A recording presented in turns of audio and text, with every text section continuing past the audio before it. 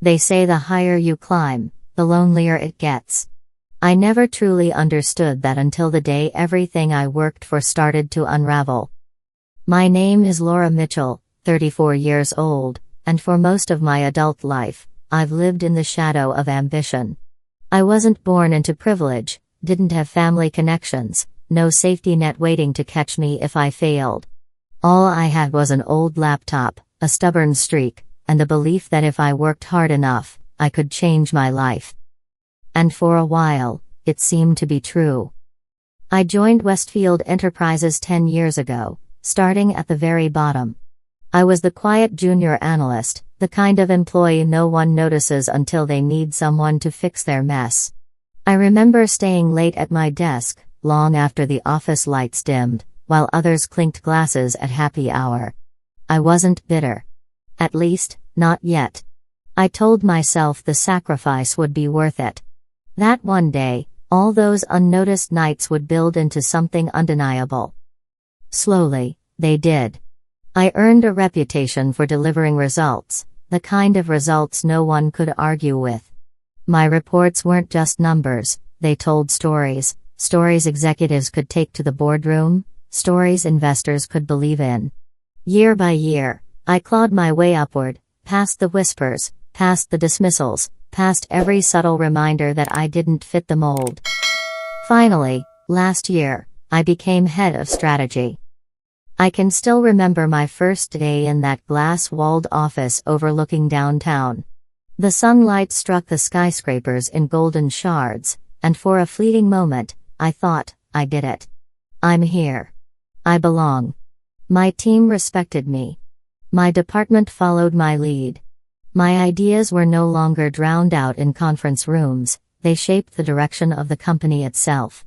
Clients smiled when I walked in. Shareholders nodded when I spoke. For the first time, I wasn't just surviving in the corporate jungle. I was thriving. At least, I believed I was. Because not far from me, just 3 doors down the corridor, sat the man who would undo everything. Richard Hale. My boss. My mentor. My executioner. On the surface, Richard was the executive dream, tall, commanding presence, voice smooth as polished glass. He had a way of filling a room before he even spoke. To most people, he was charming, magnetic, untouchable. But I knew better. Behind that polished smile was a man who hated one thing above all: competition. And unfortunately for me, I had started to become just that. At first, it was subtle. He'd take credit for my suggestions in meetings. Once or twice, I brushed it off, convincing myself maybe he simply forgot to mention my name. But the more it happened, the clearer the truth became. I would send him a proposal late at night, and the very next morning he would present it as his own, word for word. The board would clap. My colleagues would nod. And I'd sit there, invisible, forced to swallow the humiliation I told myself to endure. After all, wasn't this the unspoken reality for women in business? To be overlooked, sidelined, diminished? I tried to take comfort in the quiet knowledge that I was the one doing the real work, even if no one else acknowledged it. But then came the deal that changed everything. It was the Crestline International contract, a multi-million-dollar partnership that could transform the company's future. For months, I lived and breathed that proposal. Sleepless nights, countless revisions, endless meetings where I had to persuade skeptical stakeholders. Every sentence, every chart, every number bore my fingerprints. I poured not just strategy into it, but pieces of myself. And when Crestline finally signed, I felt like I had crossed an invisible line. This wasn't just a win. This was my win. A triumph no one could deny or steal. Or so I thought. The celebration barely lasted an hour before Richard walked into my office. He clapped his hands slowly, mockingly, as though I were a child who'd finally managed a proper chore. "Great work, Laura," he said, his tone dripping with false warmth. "But you understand, of course, that the client signed because of the company's reputation, and my leadership, Clients don't just buy proposals, they buy trust. And trust? Well, that's me. I felt the air leave my lungs. My throat burned, but I forced a smile. What else could I do? Argue. Fight him in my own office. And then he twisted the knife deeper. Don't worry, he added casually, I'll make sure the board knows you were involved. Involved. That was the word. Not responsible, not the architect, not the reason this deal exists. Just involved. Like a note-taker, an assistant, a shadow. That night, I drove home with tears blurring the city lights. I gripped the steering wheel so hard my knuckles whitened. I had never felt so erased, so powerless. And yet, somewhere beneath the humiliation, a tiny ember of defiance sparked. Because I knew Richard. I knew this was only the beginning. If he could steal this from me, what would stop him from stealing everything? And in that quiet, trembling moment, one thought took root in my mind, a thought that would grow into something far more dangerous than Richard could ever imagine. He thinks he's untouchable. But everyone has a weakness. Even him. The next few weeks blurred together in a haze of forced smiles and simmering resentment. Outwardly, I carried on as if nothing had changed, attending meetings, guiding my team, presenting updates with the same crisp professionalism I had built my reputation on. But inside, the betrayal festered like a wound I couldn't ignore. Richard's shadow loomed over everything. Every achievement of mine became his anecdote. Every success of my department was painted as his leadership. And every time I tried to claim space, to speak up, I felt the invisible weight of his authority pressing me back down. I told myself I could endure it. I'd endured worse before. But endurance only works when there's hope, when you believe the situation might eventually shift in your favor. With Richard, there was no such hope. He wasn't just undermining me. He was actively erasing me. It started small, the kind of move subtle enough to dismiss as coincidence. A client call I wasn't invited to. A presentation where my name was left off the slides.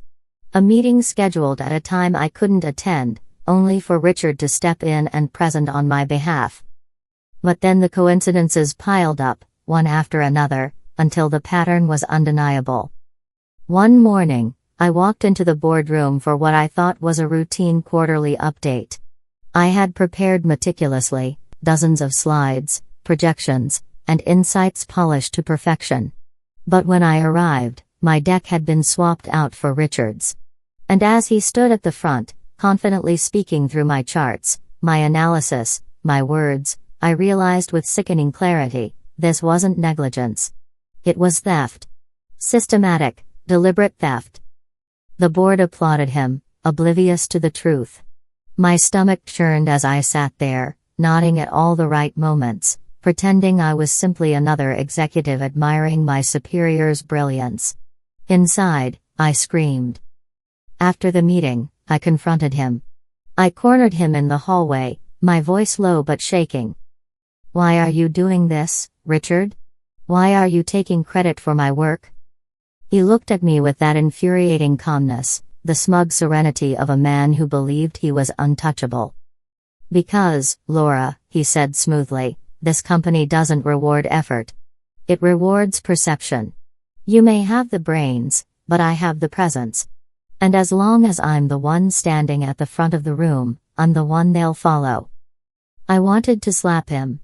To scream, to tear that mask of charm from his face and expose the rot beneath. But I didn't. Because in that moment, I understood something chilling. Richard wasn't just arrogant.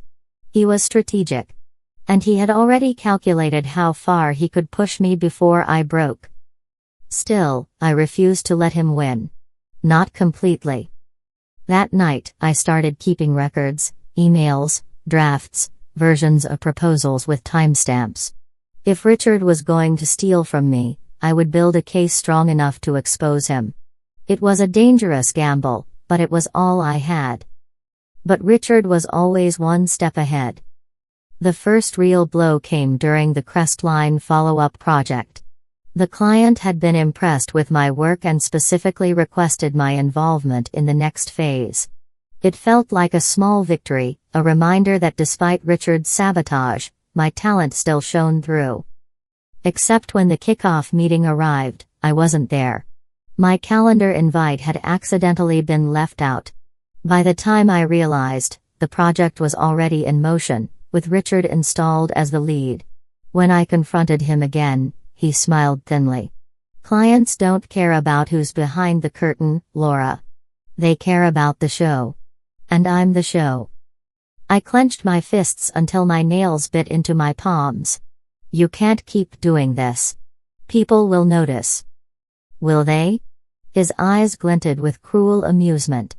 Or will they simply assume you've reached your ceiling? That maybe you're not as indispensable as you think? Those words cut deeper than I expected. Because secretly, a part of me feared he might be right. In a world where perception trumped truth, what good were facts? What good was talent if it lived in the shadows?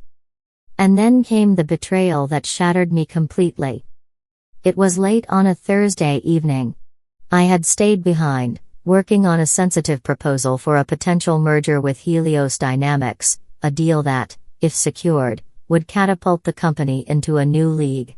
My office door was slightly ajar, and I remember hearing the faint echo of footsteps in the corridor. When I looked up, Richard was standing there, framed in the doorway. "I'll take it from here," he said casually, as though I were a secretary handing off notes. I stared at him. "Excuse me. You've done the groundwork. Good job. But the merger pitch is too important to risk." "Well, you understand." "No, I don't understand," I snapped, the dam finally breaking. "You mean it's too important to risk me getting credit for it?" His smile didn't falter. If anything, it widened. "Laura, you're talented. No one's denying that. But talent only gets you so far. Face it, you don't have the charisma, the polish, let's call it executive presence. I do.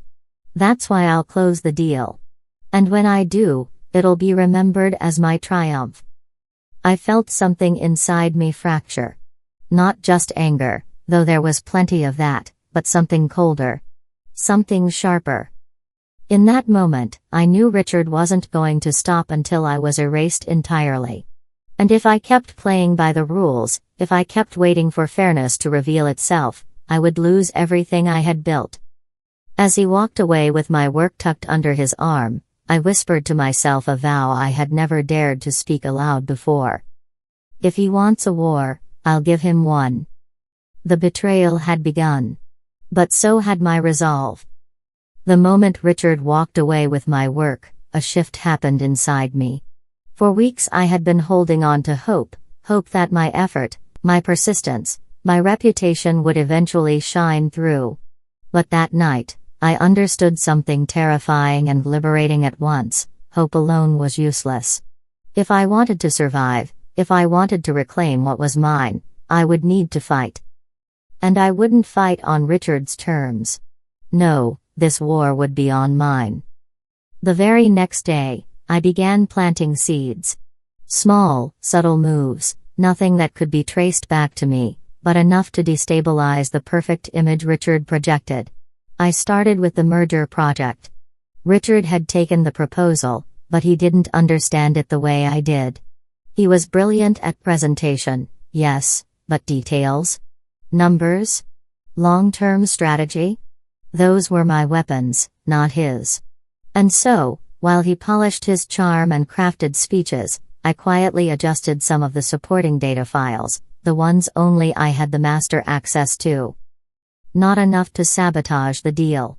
That would hurt the company, and despite everything, I couldn't bring myself to destroy what I had built. But just enough to create cracks, small inconsistencies that only a trained eye could spot. Inconsistencies that would force questions Richard couldn't easily answer. Then I waited. The board meeting came 3 days later. Richard stood in front of the long mahogany table, confident as ever, flashing his charming smile at every executive in the room. I sat at a far end, my face calm, my heart racing. "Ladies and gentlemen," Richard began smoothly, "this proposal represents not just a merger, but a transformation. Under my guidance, we've developed projections that prove Helios Dynamics isn't just a partner, it's the future." He clicked through the slides, each one filled with the analysis I had slaved over, rebranded as his own. I clenched my fists, forcing myself to stay silent. The trap was already set. And then it happened. One of the senior analysts furrowed his brow at a chart. "Richard," he said slowly, "these numbers on projected operating costs, do they account for the second phase integration expenses?" Richard's smile didn't waver, but his pause was just a fraction too long. "Of course," he replied smoothly. "That's accounted for in the next slide." Except it wasn't.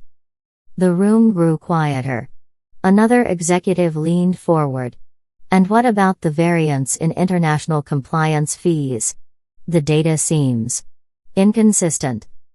This time, Richard's pause was longer. I watched the confidence flicker in his eyes, just for a moment, before he quickly flipped to another chart to redirect the discussion. But the seed of doubt had been planted. I saw it in the glances exchanged across the table, the way pens scribbled notes with sharper urgency. By the time the meeting ended, Richard was still standing, but he was no longer untouchable. And for the first time, I felt a rush of power. A reminder that knowledge, when wielded correctly, was more dangerous than charm. But one strike wasn't enough. If I wanted to truly dismantle Richard, I needed allies. The problem was, he had charmed nearly everyone. Nearly. I started paying attention, not just to Richard, but to the people around him. Who did he ignore? Who did he underestimate? That's when I noticed Emma, one of the junior associates.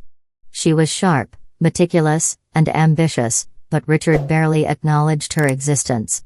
To him, she was just another cog in the machine. To me, she was an opportunity. I invited her to coffee under the guise of mentoring. At first, she was shy, cautious, but as we spoke, I saw her eyes light up. She wanted to grow, to prove herself. And most importantly, she had seen Richard's behavior up close. "He acts like no one else matters," Emma admitted quietly, stirring her coffee. "Sometimes he even takes ideas from people and pretends they were his. But no one ever calls him out." I smiled faintly. What if someone did? Her eyes widened. "You mean?" "I mean," I cut in gently, "sometimes power isn't about who stands at the front. It's about who controls the narrative behind the scenes. And you, Emma, you're good at details.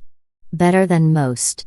If you work with me, I can make sure your contributions are recognized. But I'll need your eyes and ears." It was a risk, bringing her in. But desperation makes risks worth taking. And as Emma nodded eagerly, I realized I had found my first ally. Over the next 2 weeks, Richard's empire of perception began to wobble.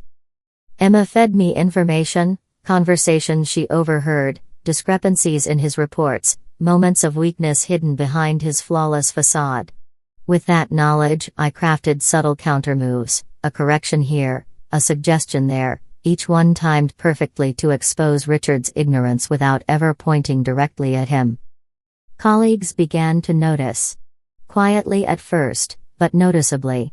Questions in meetings shifted from admiration to scrutiny. The aura of invincibility around Richard was dimming, one careful strike at a time. And Richard? He sensed it. I saw the tension in his jaw, the way his smile grew tighter, more forced. He didn't know how it was happening, but he knew he was bleeding. One evening, as I was packing up my things, he appeared at my door. "You think you're clever, don't you?" His voice was low, controlled, but his eyes burned with fury. I met his gaze, steady. "I don't know what you mean." "Don't play games with me, Laura." He stepped closer. "You've been undermining me. Making me look incompetent." I let out a quiet laugh, feigning innocence. Richard, if you're feeling incompetent, that's not my doing. Maybe you should reflect on why that is. His jaw clenched.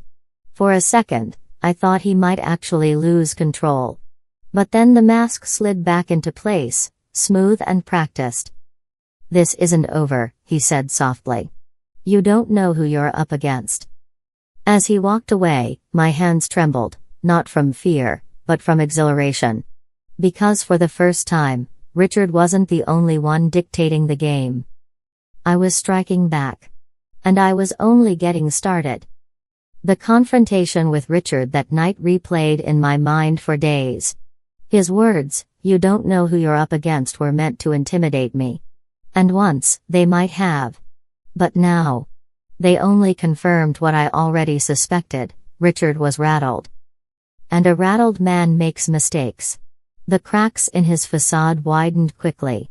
His charm was still intact, but the confidence behind it had grown brittle. Every time a question arose in meetings, I could see the faintest flicker of doubt in his eyes.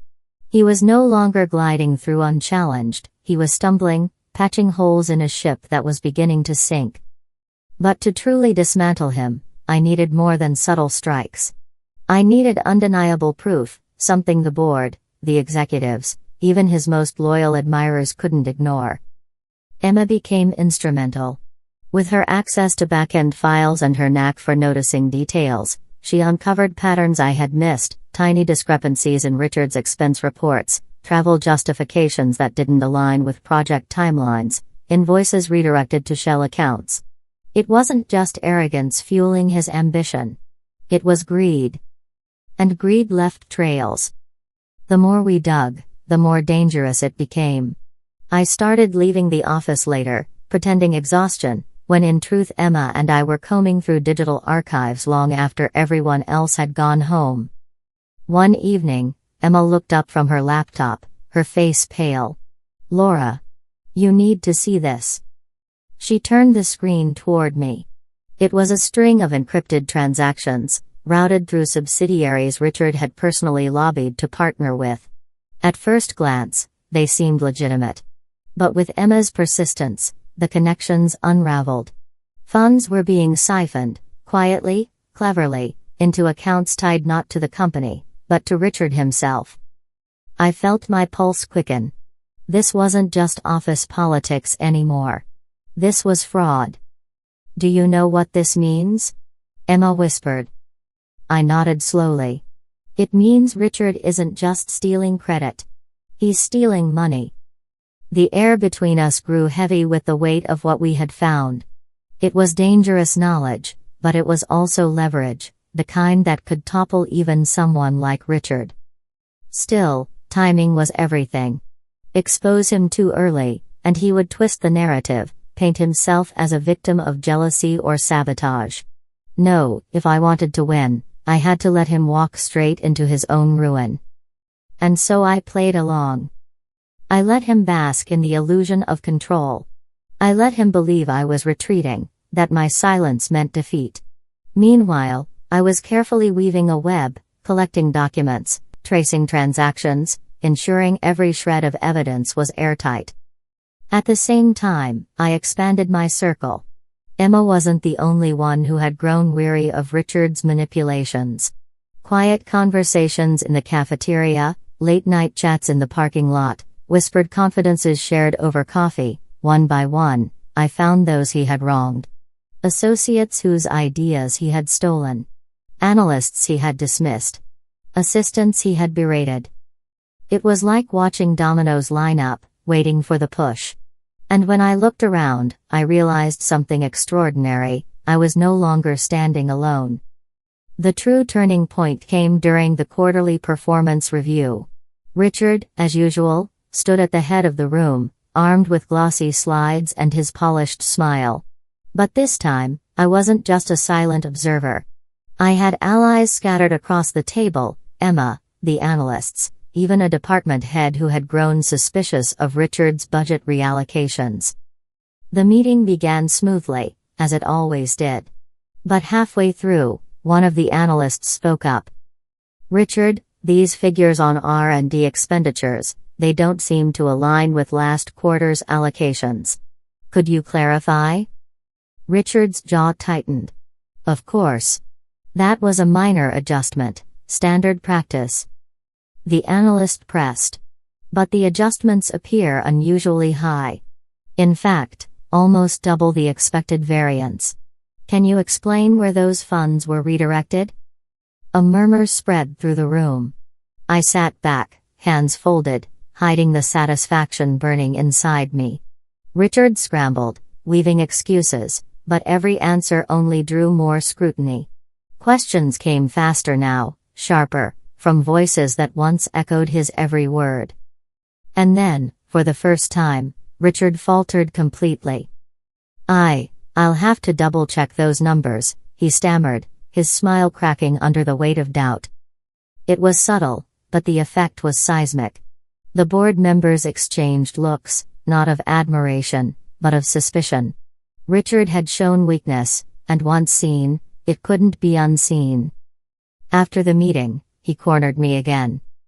You did this, he hissed, his voice trembling with rage. You've been poisoning them against me. I raised an eyebrow, calm despite the fire in his eyes. Or maybe, Richard, they're finally seeing the truth. His hand slammed against the wall beside me, inches from my face.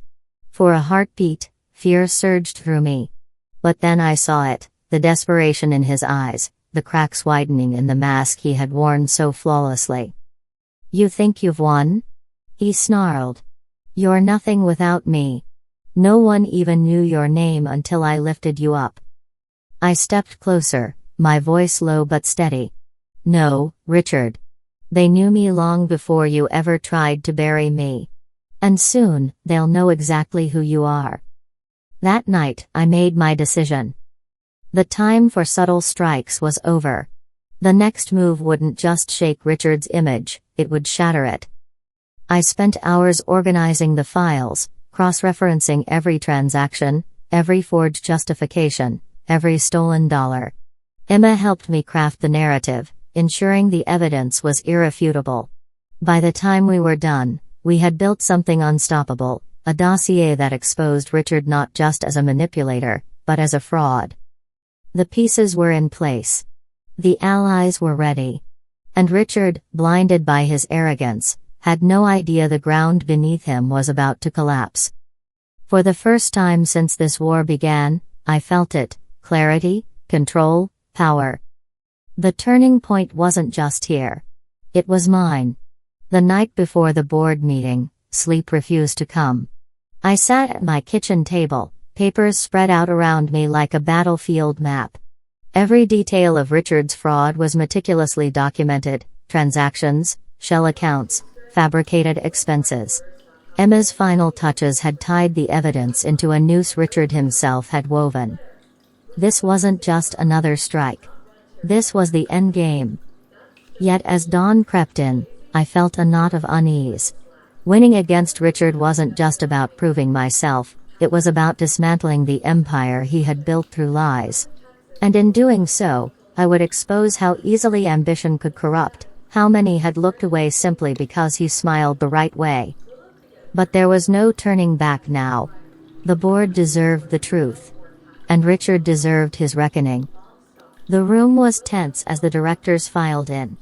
Richard, immaculately dressed as always, stood at the head of the table. His confidence seemed restored, his smile smooth, his posture commanding. But I could see the faint tremor in his hand as he adjusted his tie. He knew the storm was coming. He just didn't know how strong it would be. Let's begin, the chairman said, signaling for Richard to present his quarterly overview. Richard launched into his polished speech, charts glowing on the projector behind him. His voice carried the same charm that had once convinced everyone he was untouchable. For a moment, I could almost see the spell he had cast over them all, the illusion of competence, the theater of success. But illusions can only last so long.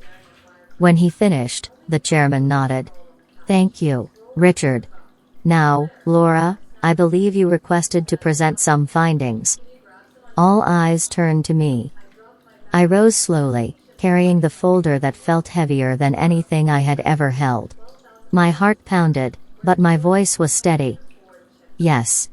Over the past several months, I've noticed discrepancies in our financial reports, discrepancies that raised serious concerns. With the help of internal analysis, I've gathered documentation I believe the board needs to see. I opened the folder and began distributing copies. On the table, pages rustled, eyes scanning, brows furrowing. I continued, my voice clear. These aren't simple mistakes. They're patterns. Funds redirected through subsidiaries Richard personally approved. Invoices for projects that never existed. Accounts that trace directly back to him. Richard's smile didn't falter, but the color drained from his face. That's absurd, he said, his tone sharp. These are fabricated. Clearly, Laura has an agenda. Actually, I cut in, sliding another document across the table. These findings were cross-verified by multiple departments. And as you can see, the bank records confirm the transactions. The evidence isn't my agenda. It's yours. The silence was suffocating. Board members exchanged glances, some whispering, others shaking their heads in disbelief. Finally, the chairman spoke. Richard, do you have an explanation for this? Richard's composure cracked. His voice rose, desperate, defensive. This is a setup. She's been after me from the start, jealous of my success, trying to discredit me because she couldn't keep up. But the more he shouted, the clearer it became, this wasn't the voice of a leader. It was the voice of a man cornered. I didn't need to add more. The document spoke louder than any accusation I could make. Richard had built his power on perception, but perception had just shattered. When the chairman finally set the papers down, his expression was grim. Richard, until this is resolved, you're suspended from all duties, effective immediately. An independent audit will be launched, and the authorities will be notified. The room froze. Richard stood rigid, his fists clenched at his sides. For the first time, there was no mask, no charm, only raw fury. He turned to me, his eyes blazing. You think you've won? He spat. You have no idea what you've unleashed. I met his gaze, unflinching. No, Richard. What I've unleashed is the truth. Security escorted him out. The sound of the door closing echoed like a final verdict. In the weeks that followed, the company underwent a transformation. The audit confirmed everything: Richard's schemes, his theft, his betrayal. He was indicted, his name stripped from the accolades he had stolen. For those he had trampled, justice felt long overdue. For me, it was liberation. But it wasn't triumph I felt most strongly, it was relief. Relief that the shadow he had cast was finally gone. Relief that the people who had once been silenced now had a voice. Relief that I could finally breathe without fear of his manipulation. Emma and I often stayed late, not to dig through evidence anymore, but to rebuild what had been broken. We weren't just colleagues, we were survivors of Richard's reign, determined to shape something better from the ashes. One evening, as we watched the sunset from the office window, Emma turned to me. You did it, she said softly. You took him down. I shook my head. No. We did. Everyone he underestimated, everyone he dismissed, that's who really beat him. She smiled. Still. You were the one who refused to stay silent. That made all the difference. Her words lingered with me. For so long, I had doubted my strength, letting Richard define my worth. But in standing against him, I had discovered something I hadn't expected: resilience, yes, but also responsibility. Because once you've torn down a tyrant, the real challenge begins, proving there's a better way forward. Richard's downfall wasn't the end of my story. It was the beginning of a new one. And as I looked around at the people who now stood with me, Emma, the analysts, the quiet voices that had found their courage, I knew one thing with certainty. No matter how dark the betrayal, the truth will always find the light. And when it does, those who tried to bury it will be the ones buried instead. The truth can be painful, but it's always worth telling. Stay with True Moments Life for more shocking, heartfelt stories.